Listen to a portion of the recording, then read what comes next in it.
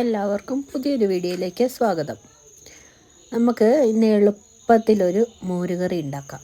ഉള്ളി ഇട്ടിട്ടുള്ള മോരുകറി.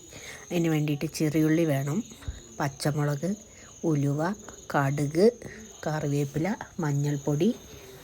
ഇത് നമ്മൾ ചട്ടി ചൂടാക്കാൻ വെച്ചിട്ട് നല്ല ഉറച്ച വെളിച്ചെണ്ണ, ഇവിടെ തണുപ്പായതുകൊണ്ട് മഴയൊക്കെ അല്ലേ, വെളിച്ചെണ്ണ ഒഴിച്ച് വെളിച്ചെണ്ണ ഉരുകി വരുമ്പോൾ ആദ്യം നമ്മൾ കടുകിടണം.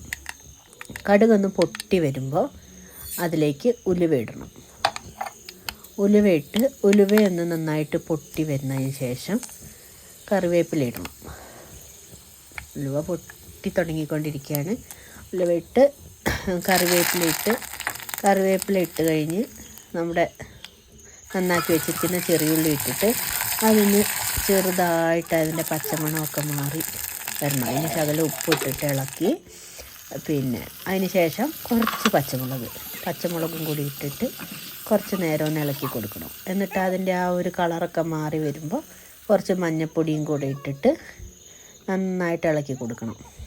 അപ്പോൾ ഏകദേശം ഉള്ളി ഒന്ന് വല്ലാണ്ട് വെന്ത് പോവണ്ട, എന്നൊരു കടിക്കുന്ന പാകത്തിന് കിട്ടിക്കഴിയുമ്പോൾ ആ ഉള്ളിയിലേക്ക് കുറച്ച് കായപ്പൊടിയും കൂടി ഇടണം.